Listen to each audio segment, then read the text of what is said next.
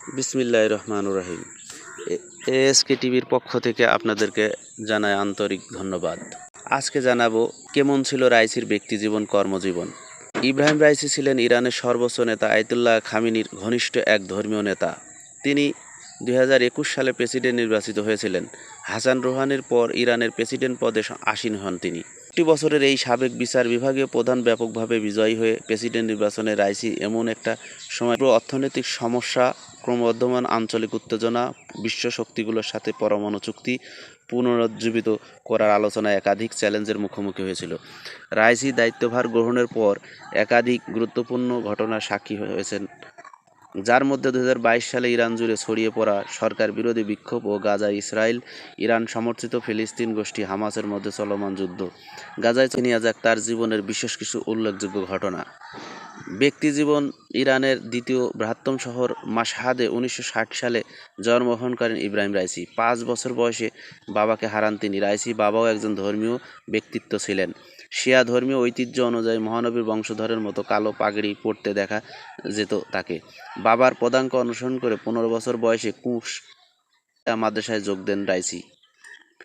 আইনের স্নাতকোত্তর ডিগ্রি লাভ করেন এবং শহীদ মোতাহারি বিশ্ববিদ্যালয় থেকে বেসরকারি আইনে বিশেষীকরণ সহ আইনশাস্ত্র আইনের মৌলিক বিষয়ে পিএইচডি লাভ করেন। রুহুল্লাহ খামেনির নেতৃত্বে ইসলামী বিপ্লবের মাধ্যমে শাহ শাসনের পতন ঘটে এবং ছাত্র অবস্থা থেকে তাকে নিষ্ক্রিয় ভূমিকা দেখা যেতে থাকে। পশ্চিমা সমর্থিত শাহের বিরুদ্ধে বিক্ষোভে যুক্ত ছিলেন তিনি। খামেনির কাছে প্রশিক্ষণের সময় বেশ কয়েকটি শহরের প্রসিকিউটর দায়িত্ব পালন করেন। 1981 সালে ইরানের প্রেসিডেন্ট হিসেবে দায়িত্ব নেন খামেনি। ইব্রাহিম রাইসির বিপ্লবের পর সবগুলো বছরই তিনি বিচারিক পদে কাজ করে এসেছেন। শুধু তাই নয়, যখন দাবির দায়িত্ব নেন সেই সময় তিনি এক বিশেষ করণিক আদালতে কৌঁসুলি ছিলেন।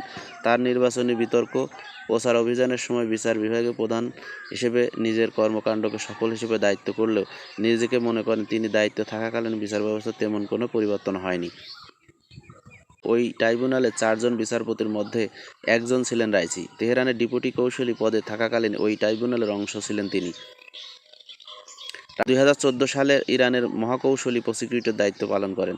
2 বছর পর আয়াতুল্লাহ খামেনি ইরানের সবচেয়ে গুরুত্বপূর্ণ শক্তিশালী ধর্মীয় প্রতিষ্ঠান আস্তান ইকুদস এর রাজাভি দেখাশোনার সব দায়িত্ব তুলে নেন রাইসির হাতে। 2017 সালে প্রেসিডেন্ট পদের প্রার্থী হিসেবে প্রতিদ্বন্দ্বের সিদ্ধান্ত নিয়ে পর্যবেক্ষকের চমকে দিয়েছিলেন রাইসি। ওই নির্বাচনে অবশ্য তিনি জিতেছিলেন ধর্মীয় নেতা হাসান রুহানি। তিনি প্রথম দফায় 57% ভোট পেয়ে দ্বিতীয় মেয়াদে এর জন্য নিষ্ঠুর সংখ্যাগরিষ্ঠ পান।